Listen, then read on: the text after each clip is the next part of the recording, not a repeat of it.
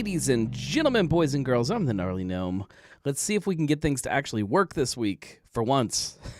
It's been, the last few weeks have been stressful, have been upsetting because the technology doesn't work.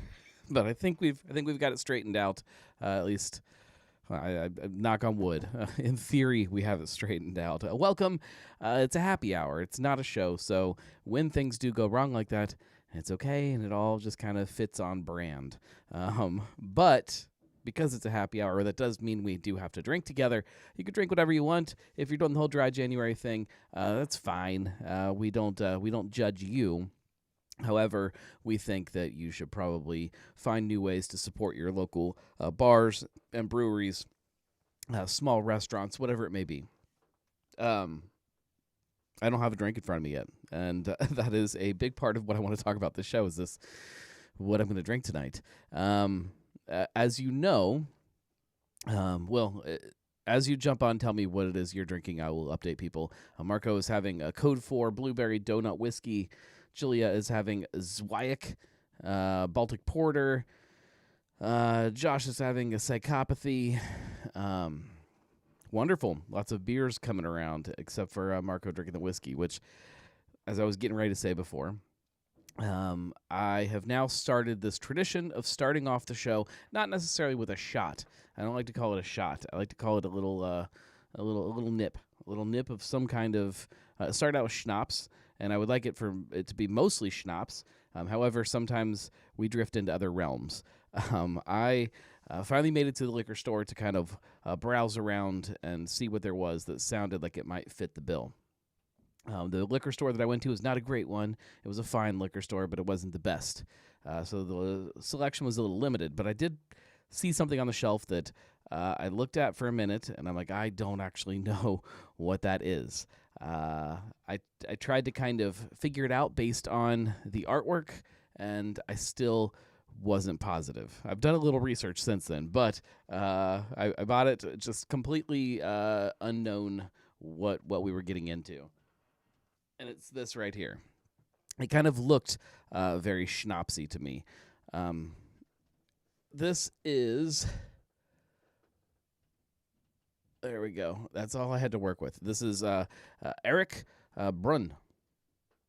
Eric Brunn. And then it's got some kind of Middle Eastern Arabic writing on it, which I'm assuming probably says the same thing. And it is 53% ABV, so 106 proof. Okay. It is distilled and bottled at Domaine de Torrellis, Pierre L. Brun, Chatora in Lebanon. So this is Lebanese. That's all we really know. There's not really anything on the back except for the health warning of, don't operate a forklift after you drink. So that is what I'm going to drink. Let me. I did, like I said, I did a little bit of research, and now I kind of know a little bit about this, and I'm excited about it. But we're going to start off just with a little taste, maybe. All right. So when I was kind of looking at this in the store, if you look at the bottle here, everything's all crooked. I'm sorry. If you look at the bottle, it's got these grapes all over it. So when I was kind of looking at it, I was assuming that it was some kind of a grappa, which is it's kind of like a brandy, but it's made with all of like the leftover stuff, not traditionally amazing stuff. Although I've heard that there are great ones out there, I just have never gotten that into it to find them. What I found out is that's not really what this is at all. This is a clear, flavorless liquor that then gets infused with aniseed, so star anise. So licorice kind of taste. It's I guess in that way similar to ouzo or sambuca or anything like that. Oh yeah, it smells so good. But beyond that, I really don't know much about it. I know that this is not the way you traditionally would drink this, is just neat in a little glass, especially since it is 53% ABV. Yeah, it's just super clear. Looks like vodka or something like that. But even from here, super, super like floral and fruity. It's not a lot of like ouzo or sambuca. Like there's like a bigger kind of sweeter, thicker kind of thing going on. This looks and smells very light and floral, which I'm all about. Okay, this is going to be a little potent. Oh man, it smells good.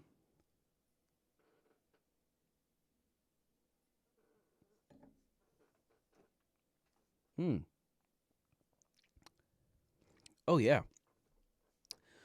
So if you don't like black licorice jelly beans, this is not for you at all. Oh man, it's great though. Um, it is definitely.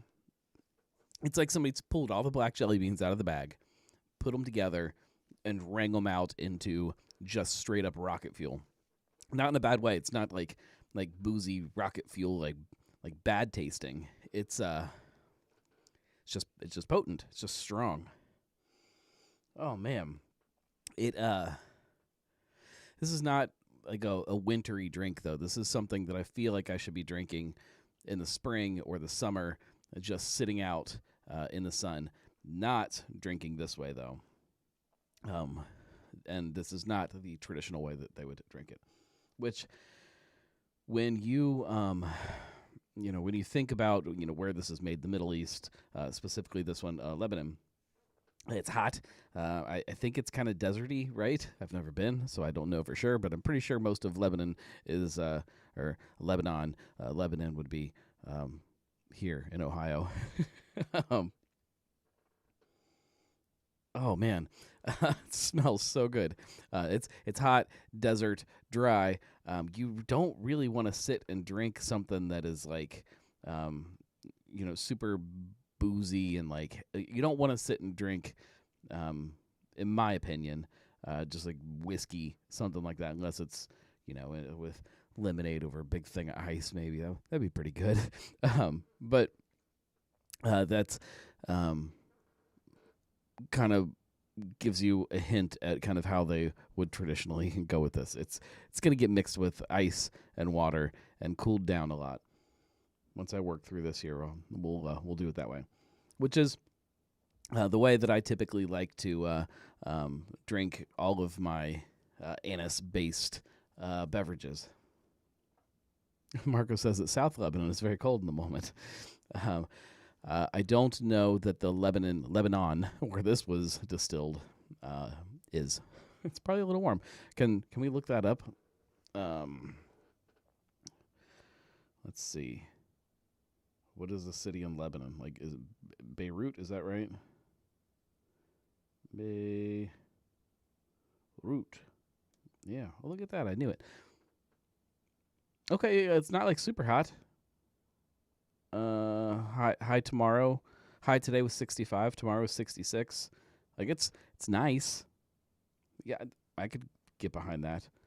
Although it's supposed to rain this week. So, not hot. It's just nice. Wonder what it's like in the summer. There is something else going on here too. I wonder. So all it is, and we'll talk a little bit about the. Actually, let's go ahead and do it now. Let me pull up my notes here. There is another spirit that is called not a rock. How do I pronounce this? Let me double check this. There's two different ones. This is a rock, and then there's another one called Iraq. And they're spelled almost the same. This is ARAK. The other one is ARRACK. This is made in the Middle East. The other one, Iraq, is made in Asia. This one, all it gets, it's distilled from grapes, completely clean, completely plain, and then it gets the aniseed. The Iraq from Asia is distilled from all kinds of stuff. You've got coconut sap, which I don't really know what coconut sap is, but I want it. They have sugar. You can do it from sugar cane, grain, or fruit. It can be clear, or it can even be like dark and like dark rum-like. It can have floral notes, or all the way to some like rum, cognac-y kind of flavors. So they're two very different spirits. This is, like I said, just really, really kind of. I hate to call it simple because that's not giving it its credit, but all it is that that aniseed, like that's all you're tasting. It's like, oh, okay.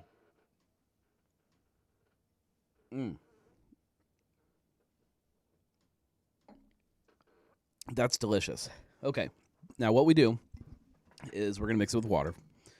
Um, this has there is some kind of chemical, and I probably should have done a little more research ahead of time about this. There's some kind of chemical in aniseed that dissolves into booze, but does not dissolve in water. So when you take it and you put it in a glass, and it's going to really bother me that this camera is crooked.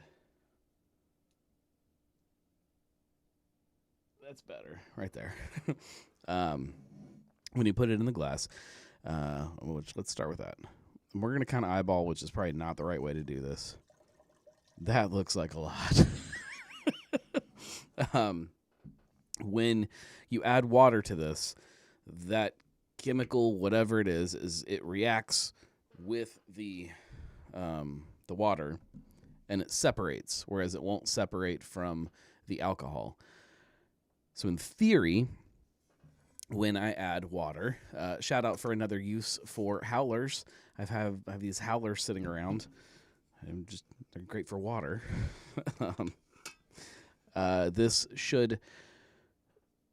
These chemical whatever molecules in there separate, and it should start changing color and should turn kind of like a milky white.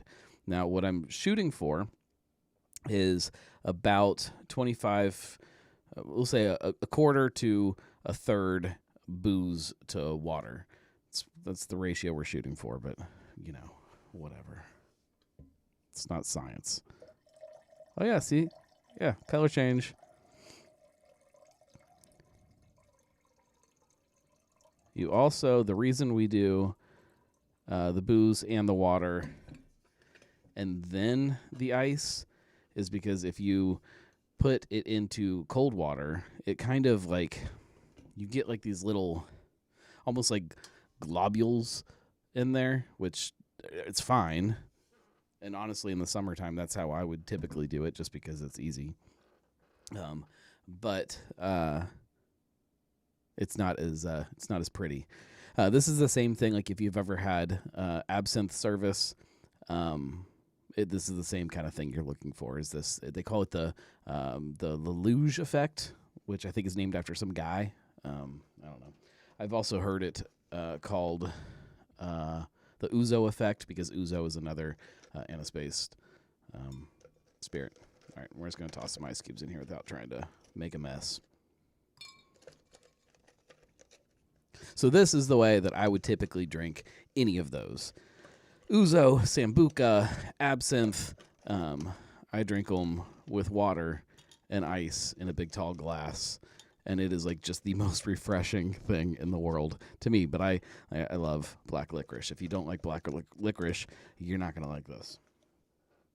All right, and that is our Iraq. I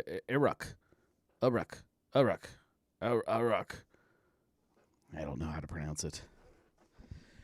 Like I said, I'm not a scientist. All right, Prost. Cheers, everybody, to your luge effect, Iraq.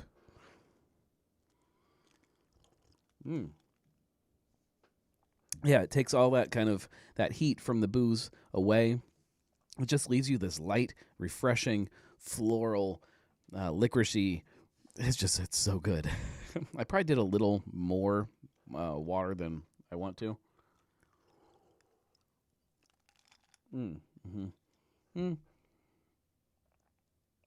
Maybe not. Yeah, I also need a straw because there's too much ice in there. But so that's what's in my glass. Josh says, would sparkling water work? I don't see why not. I've never tried it, but I don't see why not. And it would probably be really good. That's probably actually a great point. All right, somebody's calling.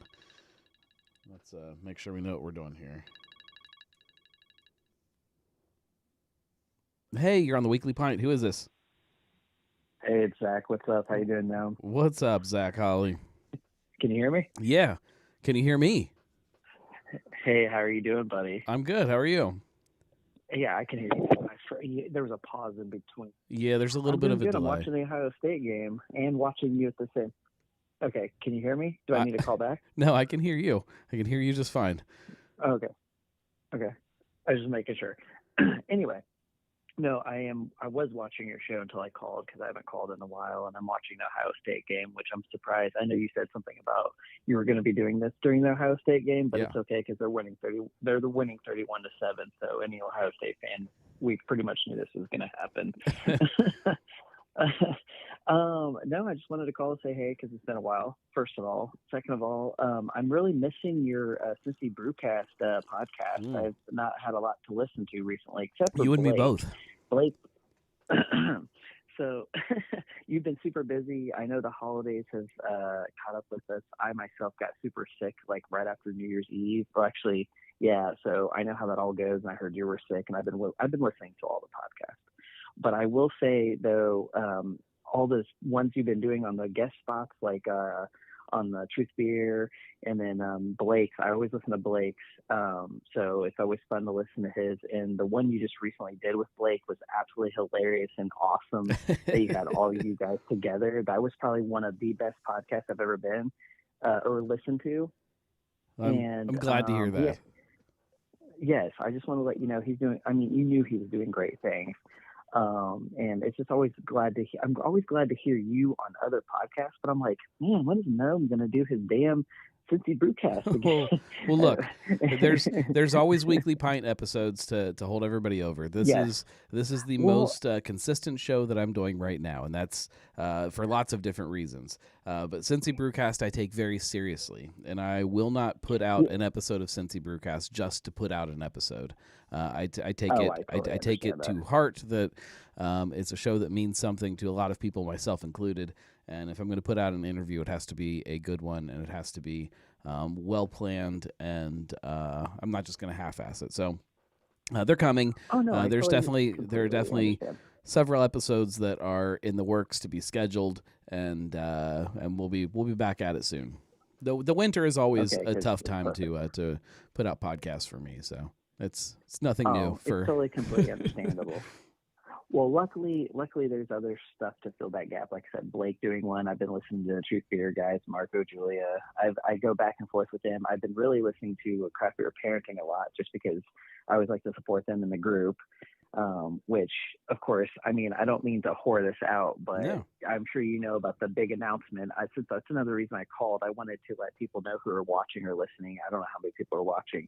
That we finally collaborate. My group, which anybody who knows me, I'm a administrator of a group called 513 Craft Brew, have collaborated with Third Eye. Back in April of last year, we made a bourbon barrel stout that was a blueberry maple. And I guess Kelly from Third Eye threw in some raspberries to pull it out. He said to pull out that blueberry maple pancake flavor with the bourbon. We finally have a release date for that, which is February 8th. If anyone is interested to come out and try it on tap, we got a pre-order sale right now. I got a link for that in the group if anybody's interested to purchase the 12-ounce bottles for $13.99. I'm super excited about it because it's our first collaboration with my group and with Kelly and being part of the process. And I've invited as many people in the craft beer community that I could think of. And of course, I texted you about it. I talked to Marco about it. I ran into Brett, Urban Artifact, the other day, told him about, like, I'm just super excited and super pumped about it. So I figured this would be a great chance for me to call in, not trying to take over your show or anything, just to tell everybody about this, because I'm super pumped and super excited. We are still in stout season, even though I'm a stout bourbon It's stout always guy, stout whatever. season. To me, okay, so for me, you and Blake, it's always stout season. I say the same thing every year. I don't care what day it is. When May comes around, I will be drinking a bourbon barrel stout sitting on my porch, because this cold weather has got me under. I am so blue with this cold weather because I just freaking hate it. It sucks so bad. And going outside just to go to my car for only 2 seconds and then freezing my ass off, it's just like, oh my God. So anyway, I just wanted to put that out there, and I just wanted to talk a little bit about how I'm missing your show and stuff like that. So the beer is going to be a great beer for anybody that wants to get their hands on it. Go, if you're not already a member of 513 Craft Beer, get on there. Join the Facebook group. There's a link in there where you can pre-order, but get out to the tap room when they release it and sit and drink it. I know there's going to be lots of people hanging out, and I love events where you can get craft beer people together just to sit around and shoot the shit and just talk about beer. It's it's why we all kind of got into this at one point, and it's always fun. And it's just, like I said, it's just so exciting for me. And I guess since you are mentioning that, also Blake, speaking of Blake doing his podcast, he actually just did an interview with me actually right after Christmas, and that episode dropped today as well. If you guys are interested in craft beer podcast, he interviewed me for a segment about the group and to talk a little bit about it. And I also know he is going to be doing a podcast himself when we have the special release day for it. A couple of us are getting together a little bit earlier before they actually tap it, and he's going to be doing a podcast with a group of people and how we were a part of the process. So I'm super excited just to be involved with the community, with you guys, telling everybody. I mean, I don't mean to like super annoy everybody about it, but like it's just an exciting thing, because I've never have been a part of something where it's a collaboration. And like, I just talked to Kelly about it, and he was just super chill about it, super cool. He's like, yeah, just find a date. And we finally found that date, and everyone's been waiting for this release. Well, not everyone, but a lot of people were like, hey, is our beer ready yet? And I hear it's super good. I mean, Kelly told me it was like, dude, it's like straight like a liquid maple blueberry pancake. Yeah. And to be honest, I don't remember Third Eye ever really doing a maple bourbon barrel stout. So this might be their first time doing that. If I'm stand corrected, let me know. But I'm pretty sure this will be a first time they do a maple bourbon barrel stout type situation. Yeah, I'm not so sure. That's why I wanted to do something different. Yeah, no, it'll be a great beer. I mean, anything that Third Eye puts out, we all know is great beer. So you've got that working with you. That you've got this built-in kind of trust of what the beer is, and it's not they didn't half-ass this. It's spent a lot of time in barrels, and he put a lot of time and effort into making sure this beer was something that everybody could be proud of. So I look forward to giving it a try. I'm hoping I see you out there too yourself. I mean, you don't have to be there at completely exact same time. I myself will probably be out there between 2 p.m. to 3 p.m. on February 8th, which is a Saturday. So I'm hoping to see as many people as I can. I don't know how many. I just know he said there's going to be at least 250 bottles that we had. I think there's only like 30 people so far have pre-ordered it, is what I asked him. But there's still going to be plenty left so far yet that I know of. And like I said, it's just super exciting. I know some people already know about this, and sorry if you already have heard about it for anybody else. So. Yeah, just if you are just hearing about this for the first time, like I said, get on Facebook, join the group, pre-order your bottle, get out to the release, and drink some great craft beer. Oh yeah, and there'll be plenty of great craft beer people, community people out there that I'm hoping will be out there. So far, of what I've talked to and stuff. So heck yeah, and thank you for throwing that out there. Also, I want to say, it looks like you were supporting Braxton right there with your pouring of your water, by the way. I always support Braxton, but yeah, that's the howler of choice to hold the water tonight is Braxton Mere Howler. These are back. We can go down a little tangent there. I miss the days of having howlers of beer, like going into the tap room and filling your howler. Oh, yeah. And these things were just awesome. They're like the double wall stainless, the flip tops. Do what? They'll still fill them. I mean, I assume they'll still fill them. Okay. I don't know why they wouldn't, but because I think Everybody's I think I have got a crowlers now. If I'm gonna get a crowler or a howler, I'm crowlers. gonna fill it a crowler. Yeah. It makes more sense logically. Well, I believe I still have a howler of a jungle gym sitting in my basement somewhere down there. I've Yeah. There's a thought lot about sitting around in my bringing it out basement. there. Yeah, they'll still fill them. I And Jungle Gyms okay. is I one of was those just places that does not fill crowlers, so it makes sense there. Huh, that's like super interesting. Yeah. Again, like I said, I didn't mean to like interrupt your show and what you No, were you're talking fine. about with your stuff. We've got some really great label approvals to dive into, so stick around. Oh yeah. I'm definitely going to be watching that. Are you doing? I mean, I'm not participating in Dry January. Are you doing any of the like? Have you tried any of the NA beers? I've tried. Not this month. I refuse to drink NA beers in January because I am putting my foot down against Dry January in my house. But I've definitely tried a lot. That's a show for a different day, though. I have lots of thoughts about a non-alcoholic beer. Well, I know that Joe has been doing it. It's just not good. It's just none of it's good. I know. It's fine. Well, I will only drink them when they're given to me. And just recently, I've been, with being in the craft beer community, it's very nice to be able to have people who are super nice. What I'm getting at is the Sam Adams guys recently. I told them how I love Cold Snap, and I'm like, hey, I kind of want to get like a couple cans off you guys. I'll buy it off you. But they've been super cool to me, like, oh no, you're good. And so the Sam Adams, the guys that his name is Matt, and then Keith. These two guys who are running the tap room over there, they were both super nice about it. And they were like, oh, we got you a Cold Snap. And they're like, hey, have you tried our NA beers? And so they gave me some free NA beers, and I've not tried them yet. They're good. So no, they are top tier. Good, we'll put it that way. They're top tier as far as NA beers go. Christine points out that I did my duty for Dry January and posted a sunflower video over on YouTube if you didn't catch that. Yeah. That's weed water, which I guess counts as Dry January. The THC, which is so funny. I don't know if you. So we're living in a house. They send these like little flyers and advertisements of like things you can buy, discounts, whatever at your house. I don't know if you get them. I live in Coleraine, so they're like these little things that you just coupons for people to get. Yeah. The first one, the other day, for the first time I saw you got weed coupons. Well, what a world we live in. You know what? On that topic, I actually heard on the radio the other day that DoorDash is going to be starting to get on they're pushing it hard, trying to get it. Anyway, for the first time I saw 50 West advertising that what's it called? Sunflower. Yeah. What are the sunflower? They were like, hey, are you in Dry January? Try sunflower at Jungle Gyms. I was like, oh my God, they're actually advertising as a thing to come out to Jungle Gyms to come get the THC water. And Jungle Gyms, I'll shout out, as much as I've kind of ragged on Jungle Gyms over the last couple of years about how their beer selection has gotten a little less, and date codes have some issues and whatever. I agree.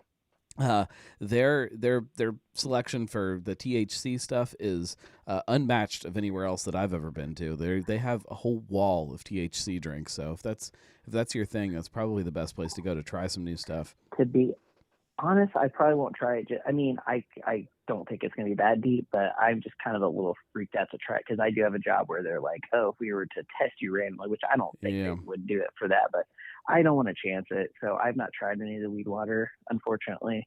I just take everybody else's like word on it. And you were talking about who also has a great selection. To be honest, I know I'm always like whoring out other people too, but I would say since I live in Coleraine, the White Oak Marathon, they actually get a big selection of the THC for stuff sure too. They have like a whole wall dedicated towards it. So a weed wall. And I'm it's sure a weed wall. The weed wall. Yeah. Them and I think the Root Cellar. So we all know the Root Cellar too. Oh yeah. So. And Higher Gravity, because you guys used to go them. But anyway, I will let you get back to what you're going to be doing. But thank you so much for letting everyone know about the beer in the group and stuff like that. Of course, thanks for calling in. No problem, and I hope to hear some more for the weekly pint too. I have been listening to those as well as like a fill-in for everything, so I'm super excited. Weekly pint's consistent, and there is Cincy Brewcast coming. Where there's a couple shows in the works, so stay tuned. And don't forget about your Patreon and your blogging that you've been doing recently. Yeah, I did read your blog recently, one of them. So Well, perfect. Thank you. about. Hey, no problem. It was an interesting thing to figure out about how you cellar, what you think you should age and what you shouldn't age. That was actually a very interesting Yeah. topic that you wrote about. So anyway, All right. Well, thanks for all calling right. in. Well, I will let you. Hey, no problem. You have a great night and hope to see you February 8th. Yep, I'll try. All right. All right, Later, later. dude. You can always call into this show. That's it's part of the interaction. It's a happy hour, and if we're pretending that we're sitting around a bar together virtually, what better way to participate than call in? So thanks to Zach for calling in. I was gonna talk a little bit about this this shift with Gilligan's, and I think I'm gonna put that off. This is I think we're gonna pass on it this week. I have a blog post about it if you want to read about that, and maybe some other content coming here in the near future. But I don't know which button to push here. Hang on. I think. Well, that won't work. Nope. We've got label approvals to talk about. If I can find the right button. There it is. All right, label approvals, which means I have to change screens over here. Good Lord. And I added one more in very last minute. I think I was getting ready to come downstairs and just happen to pull up my phone or the computer or something and saw a reply to a post that was up that let me know that there was something very important we needed to add into this month's, I guess, label approvals. Let's hit this one. There we go. Okay, Swine City. And I know I've talked to some of you guys. Number one, you guys don't like to drive to Fairfield to get your beer. And number two, not all of you love Swine City. I have definitely a love-hate relationship with Swine City. Not a love-hate. That's not fair. I have a strange relationship.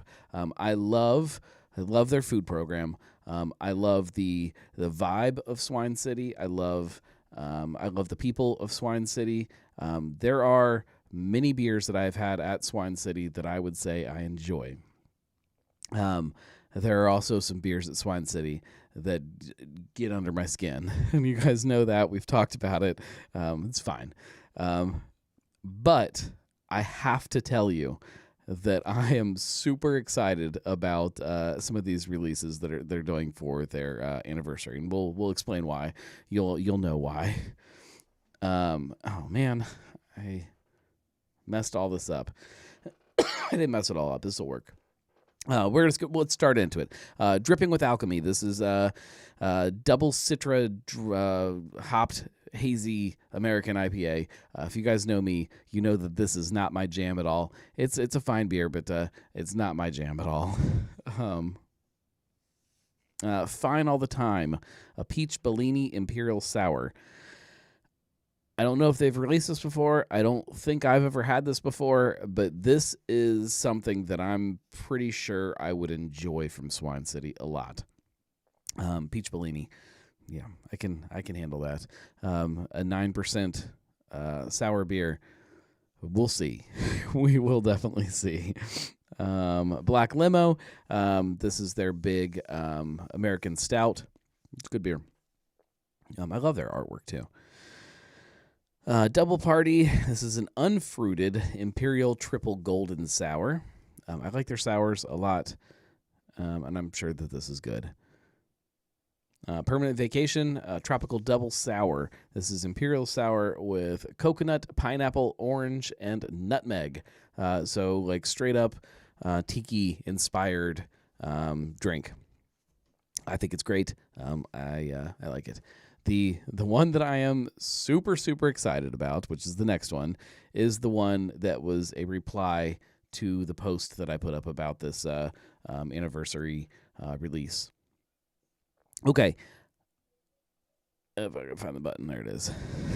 This is No Fun or Funds, which is their Brett Ale, Brett Lager, Brett Ale. I think the first version was a lager, if I'm right. Technically, this is a Brett Ale. Uh, this is Malort aged. Um, I in my head, I cannot figure out what I think this is going to taste like, and that, as a beer drinker, as a craft beer fan, this is the stuff that gets me excited because I don't know what it is. I've never tried it before. I've never seen somebody make this before. And it could be awesome and it could be terrible. And I think that that's kind of fun. um, it's like their Skyline Chili Beer, Nuke, Ohio. I know a lot of you guys love it. I didn't. But I was so excited to try it because it's such a unique thing, and it's craft beer. It's just craft beer, like not personified because it's not a person, but craft beer represented in a bottle or a can in some of the cases. Love it, absolutely love it. Super pumped about all of that stuff. Moving on. We have, okay, this is another like fun kind of little deep dive here. This is Colonel Pompilio's Kentucky Straight Bourbon Whiskey, bottled for John Pompilio, Newport. So Pompilio's is a restaurant in Newport. That's all fine and dandy, and it's interesting. And on the back, when you read it, it doesn't tell us much about it. Kentucky Straight Bourbon Whiskey, 90 proof. Yada, yada, yada, a little story, bottled by Pompilio's Restaurant, Cincinnati, Ohio, which we know, all right, now that's already confusing because Pompilio's is not in Cincinnati, Ohio, so you know somebody else is making this. When we look into it and we start to do our little diving into it, it's not made by somebody you would think it's made by.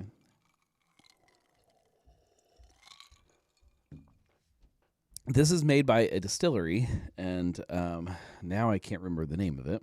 It is, let's see. Let me go back to the cover here so you guys can see that while I pull up my notes. I should be way more organized at some point, I promise. Beckman Brothers. There we go. Beckman Brothers. So over in Newport, there was a distillery called Shumrick and Lees. They started out in Milford and moved to Newport, or not Newport, I'm sorry. Started out in Milford, moved over to Norwood, and were distilling there for a while. Made a couple interesting things, some fun stuff, some good stuff, until they were purchased by, and this is where it gets a little bit murky. A lot of people like to write that they were purchased by 50 West. It's not really true, but it's not really not true. They were purchased and became a different distillery called RJ Distillery, which you're probably a little familiar with. They're around. They purchased the distillery. And were operating out of that warehouse in Norwood there for a while, until they eventually moved and they opened up the movie theater over there in Eastgate called RJ Cinema and Distillery, and then a place over in Madisonville, which is the RJ Element Eatery. There's probably another name for the actual bar. I'm not sure, but so they have those two locations, and then they closed Norwood down.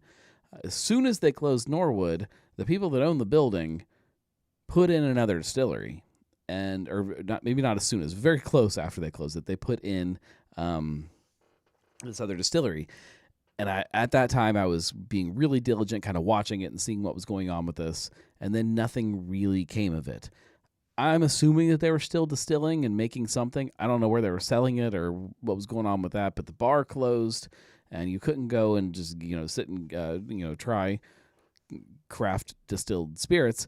So I just kind of eventually just stopped watching it and kind of forgot about it until this popped up.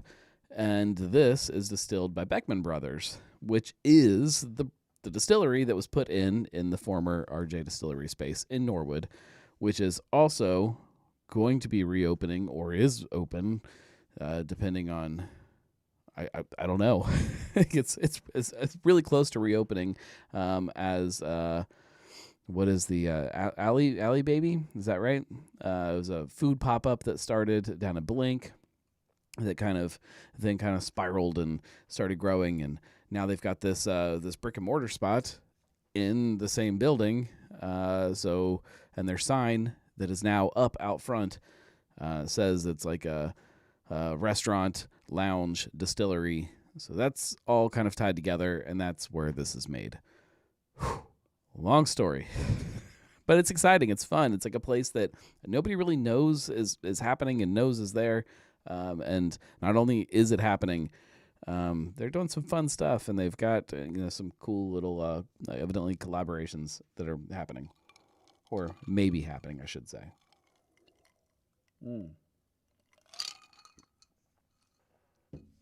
It goes down way easier than it should. I should have grabbed a beer to drink after it. Maybe I'll just drink more of this. Brink is brewing their butts off, trying to get all of their canning. If they don't, I'm assuming they have all of their canning back in house now. But trying to kind of keep this thing going and kind of figure out who they are in today's world of craft beer. And this is the next thing coming out from them. Hopperatic, a West Coast style IPA, which is, make note of the style, because I think it's a little bit of a trend that we're going to see. With some of these beers this month. So we're going to see it in packaging, if we haven't already started seeing it in packaging. Sometimes these labels, by the time I get to them, by the time we see them in the TTB, and then by the time I get to them, and then by the time I share them to you, they're already out. This may be one. Medal winning beer, obviously, it's Brink. They've won a lot of medals. This is another great one. Okay, this is Taft's beer, and I know that a lot of people are saying to themselves right now, like, wait a minute, didn't Taft's get bought? Didn't they close? Aren't they gone? Yes, Taft's, the brand was purchased by SinBev. The tap room was closed. This is the very first label that we've seen from SinBev from the Taft's brand, and it's a Bock, which to me, and this is just an assumption, and I'm looking into this, and this could just be me making things up and wishful thinking. A Bock beer means that this is coming out this season. This means to me that this Bock season, which is starting like right now, very close. We already see Gutenbach is already out there. William Goat is already out there. We're gonna see Taft's beer. They're not even gonna miss a beat. It's not gonna go away. It's just gonna roll over and just keep keep going. And I love that. I love it so much. This doesn't tell us a whole lot else about it. Bock beer, Munich and honey malt. 5%. So this is just kind of a good, straight kind of just normal Bock. I am interested to see how they manage different styles within the different brand portfolios. So why does Taft's get a Bock beer instead of Moorline? Why does Hootie get a light lager instead of Felsenbrow? I'm curious to see how they do it all, how they share things around, and why they do, and what the thinking behind that is. That's very fascinating to me. But yeah, I'm super excited about Bockfest. It is definitely Bock season now in my mind. I could sit out on the porch tonight with a big old stein of Bock beer, just and a beer poker, poking the crap out of it. These are not as exciting. On the flip side of Taft's, the spin-off kind of company that we saw born from Taft's, Impact. This is their contract brewing, which we don't see a lot from them because most of what they do does not ever go through the TTB. But this is a kind of a canned cocktail line called Dad Water, which I guess you can't drink if you're not a dad. This is lime. This is a tequila lime drink, which is fine. This is blood orange, tequila blood orange. It's not going to get any more exciting. This one has grapefruit. This one is pineapple jalapeno, which actually sounds pretty good. My text messages are going off. What's going on with the game? Is something going on with the game? I am super excited about this one. So this is Karakin. Karakin is releasing the next up in their line of canned cocktails. This is Viva La Rita, which is a margarita. And Julia says, all very dad names. Yeah, like it's just, it's fine, but like it just doesn't, yeah, nothing really is happening. I don't know if I should go back to Dad Water or go to that. I'm going to stick with this. I really, when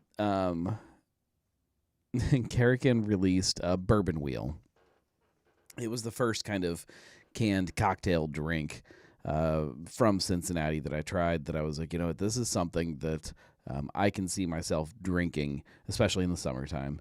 It's what I want from canned cocktails. And I was excited for where they were going to kind of go with that. And then kind of all of this Karakin drama happened, and the brand kind of took a nap for a little bit. And it's like it's finally seeming like Karakin is waking up from that nap and coming back to life a little bit. And so this gets me a little bit excited to see what that means for us as drinkers, because they make some good stuff. They're making some great stuff right now.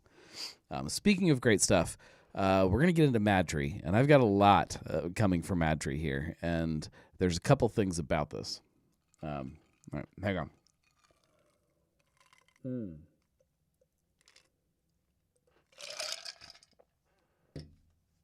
All right, we got to top this thing off. I think I've decided that, all right, let's put this here, and we will, we'll see if this gives us kind of the little globule guys that I was talking about.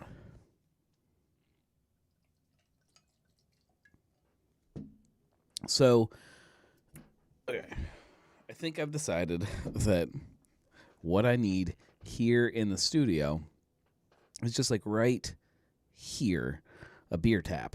I just need to put in it. I was going to put one behind the bar, and that doesn't make sense. Right here, so that I don't have to get up from the desk when I run out of a drink. Shout out to Braxton.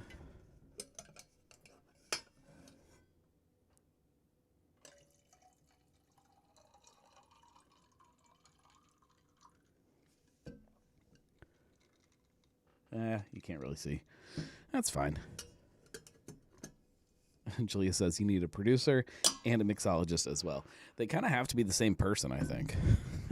I need to hire somebody that is like a bartender that just hangs out behind the bar here, that can also produce podcasts, can also fix technical things, can run in and fix the internet when the internet craps out. Although, knock on wood, I think we got that fixed. We should be good there. That can, what else do they need to do? They need to be able to let the dog out when the dog needs to go pee, because he's still just needs to go out all the time. They need to be able to drive the kids to and from activities. What else? Check the oil in my car, because that's an issue. There's all kinds of things that this mystery person should do. All right, Christine, keeping me online. All right, love Madry's aesthetic. Yes, And that's one of the biggest takeaways that I'm getting from this little selection of labels from Madry. Is this is definitely full on in this new kind of artwork personality of Madry, and some of these are just home runs. I love this one, Cincinnati Trail Logger. This is I'm guessing this is a light logger. This is their kind of response to this light logger trend that is happening. I could be wrong on that. Again, I'm making my own assumptions looking at these. And if I didn't say it at the beginning, I'm saying it now. There is no guarantee that any of these beers that we are seeing are actually ever going to be released. These are just labels that went through the TTB. There is a chance they could be released, and that would be great, but there's no guarantee. Say hello to Cincinnati, the official beer of Cincinnati Trails. This lager is a convergence of awesome things: regions, trails, collaborations at the great outdoors. With every beer you purchase and enjoy, Madry donates to the trails and the environment, so drink up, ride on, and give back. Yeah, this is just like dead on to their kind of who they are. I love it. I'm also curious about the beer. Okay, there are some sways in here. Now this one, again, I'm not making any guarantees. My assumption, looking at this is orange and blueberry. Orange and blue. And it's got that little shield on there. I'm assuming that this is an FC Cincinnati branded vodka soda. I don't know. It doesn't say it on here, but that's just what I'm assuming looking at it.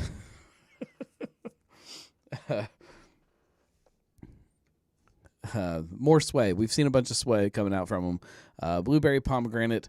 Fine. It's probably good, but fine. I don't know. It just doesn't get me excited. This, kind of going back to that whole thing I was talking about before, this gets me excited. Seeing Colors West Coast style IPA. A West Coast Seeing Colors. Yes. Yes. Citrusy, hoppy. I'm really curious to see how this differs from Psychopathy. Yeah, I love it. I love West Coast beers. I love good, bitter beers with a bite to them, clear beers with a bite to them. I'm excited about this. I also love this now extension of Seeing Colors as a brand family. It already was, and we already kind of were seeing it, but now it is definitely happening. Yeah, this is in my wheelhouse. I need this. I want this. 7.3% ABV, just a perfect kind of place in their little portfolio, their brand family, I guess. Love it. Love seeing this. This gets me excited. Perfect timing too, with Parks and Rec opening up. Queen City Pale Ale. I mean, come on, look at the artwork. Like, this is one of the biggest complaints that people had, and this is obviously a very different type of artwork. But when Madtree rebranded, when they moved over to 2.0, people lost their minds because the artwork kind of took a backseat to the just kind of bright, solid colors of what the beers were. And not that that's a bad thing to do, but they're clearly shifting into that artwork-driven realm again. I think it's great. I think it's beautiful. I love seeing the Roebling. I love seeing the city. I love the park. I love everything about this. This is Madtree on a can. It's great. They are they're just doing such a good job. Another sway. Okay. Pineapple cherry. Now that is a flavor combination that I'm about, but I just don't get excited about them. Just don't get excited. You know what I do get excited about? Dreamsicle. Again, look at the artwork. Like, I just love it. They still got the octopus on there, which I don't understand why the octopus was ever there in the first place. I know that there was a story about it, and I know somebody told me, but I was probably 3 beers in, so I don't remember it. But yeah, it's got the octopus, but it is just it's artwork forward. Christine says, oh, "Wait, that's from like DeVue Park, huh?" Not really, kind of. I found another shard of glass from when I broke that glass like a month ago. Let's put it down there. You know what else is down here? Ironically, I've got this box sitting down here where I've just tossed like a bunch of things, and in there is. Speaking of Mad Tree, look at that. It's my Sway beach towel, just ready for summer. Yeah, Dreamsicle. Dreamsicle is, if you don't know the story of Dreamsicle, which we have way too many labels to go through to tell stories, but Dreamsicle was born out of an April Fool's joke. They put the label out on their social media just as an April Fool's joke, and everybody lost their minds. And then they just made it and put it into cans, and it was supposed to be a joke that it was being canned, and they did. And I think that that's why the octopus ended up there, because it was never intended to actually happen. No, if you can dream it, you can drink it. Oh yeah, I love it. Orange and vanilla ale. It is a orange and vanilla Kolsch. Or at least it was. We got some March 1st stuff. We got a bunch of March 1st stuff. Victory Parkway Reserve Bourbon Whiskey. We have seen so many of these kind of reserve line bourbons from March 1st or Cincinnati Distilling.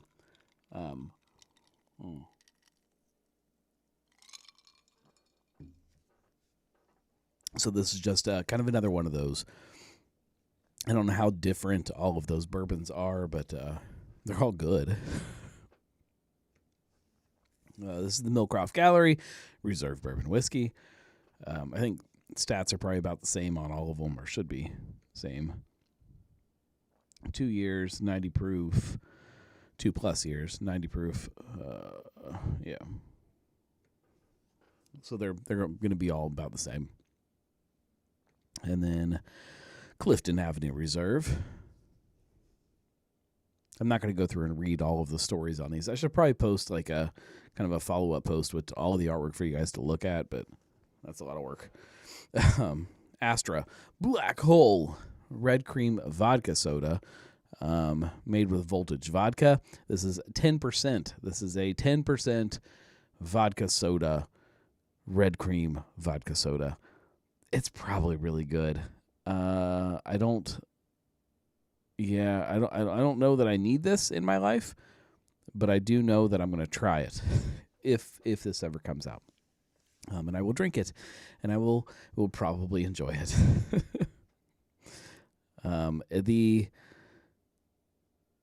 The branding is the choice to go like Astra or Voltage, and like the confusion between the two, I think maybe this is either really smart or not. Maybe it brings them together and kind of lets people kind of know that they're part of the same brand family. But yeah, I don't know. I'm curious to try it though. Astra Orbit Grapefruit. This is vodka, soda, and fruit flavors, but also obviously lower ABV than the Black Hole. This is 4.5%. Julia says it's Bethless branding, so it sucks. Kidding, kind of. It is definitely a change. It is different from what things were before. Good or bad, it's just different. I don't mind it. I also don't love it. It's just very, very simple, very clean, which is fine. Astra Cherry Slush. This is part of their Movie Madness series. This is their regular kind of Astra. This is not the vodka-based seltzer. This is the malt-based seltzer. which I think it's confusing for consumers to understand the difference between Astra Orbit, Astra Astra Black Hole. It's just very confusing. I feel like they need their own distinct kind of personality, I guess. Rheingeist, Hypnomoth, Hazy Imperial IPA, 9%. Rheingeist makes great IPAs. Shouldn't come as a shock that this is probably going to be delicious. Sorry, my phone is blowing up. All right, Sam Adams, Coffee Pale Ale. There's not a lot to talk about with Sam Adams because their labels are just so kind of straightforward, plain. Cincinnati Lager. And I think that's it for Sam Adams and Streetside. Streetside's got a bunch, and a lot of these are beers we've seen before. I'm going to kind of go through them quickly. And when there's something that's exciting, maybe we'll stop. But so Doodle Bob, Midwesty, seen all those. Serenity Now. Why do I feel like that used to be a Vienna lager? Am I losing my mind? 0 Day. This one got a little bit of update from the medals that they've won. Here's what I love about this. I mean, so I love the beer already, but if you look at the way they displayed the medals on there, instead of using the medals from the competitions, they made kind of their own medal artwork with gold and silver, and I kind of love it. I think it's cool. It kind of pops and fits with the brand a little bit better. Paint the Town Red, Sofa King, Kia Ora. I think we've seen all of these beers already. Julia says, and the cat is wearing both medals. Yes, the cat is wearing the medals. Friends and Family, Nectaron. This is I don't know what this beer is. I was gonna say something. I don't know. This is a collaboration. This is a new restaurant down in Covington called Carmelo's. Full disclosure, a former client of mine is Beards and Bellies over in Newport. Same ownership as Carmelo's, so I think I have to say that when I talk about it. But Carmelo's is an Italian restaurant, and this is their kind of house beer that they collaborate with Streetside for. I haven't got to try it yet, but yeah, I we've had their it's a spicy meatball Italian lager, and I'm sure that this is, if not that, pretty close to it, and it's great beer. Yeah, I need to get down there and get some Italian food and drink a whole bunch of this, I think. Third Eye Subconscious Haze. This is a triple New England IPA. I know this is probably right up some of your alley. This is a lot for me. 10% New England IPA. Not exactly the beer that I'm going to be crushing at the end of the night.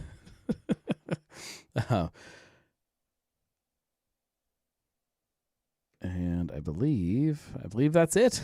That's it for our labels. All right. Whole bunch to go through there. It's a delicate balance to try to figure out when you run through the labels. If you do it too quick, then there's not enough, and it's kind of boring. Or if you wait too long, then there's too many, and you don't get to spend enough time on the really cool ones. So I'm trying to find that perfect kind of in between. All right. With that, we're over an hour, and I'm gonna try to catch the end of the game. I appreciate you guys hanging out with me. The text messages just keep rolling. Note to self, put your phone on Do Not Disturb.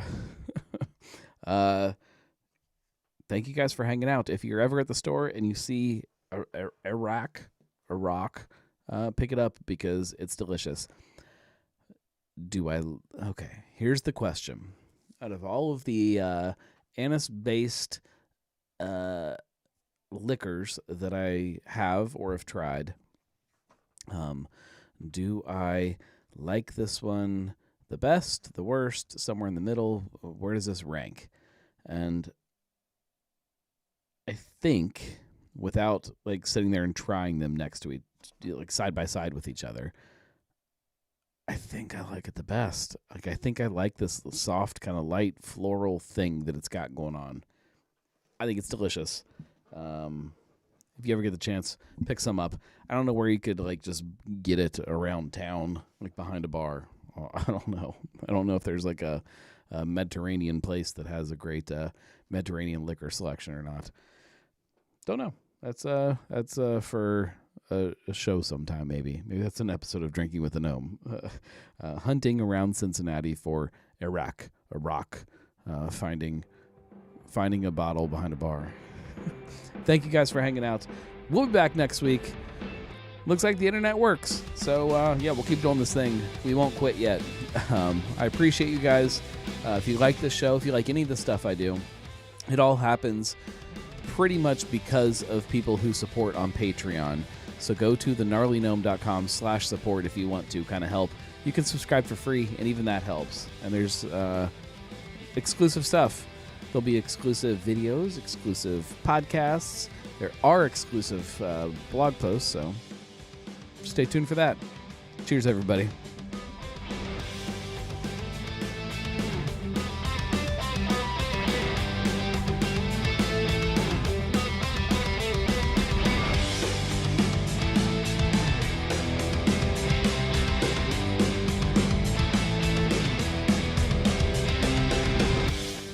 I'm doing a solo anise-based booze showdown tonight by myself.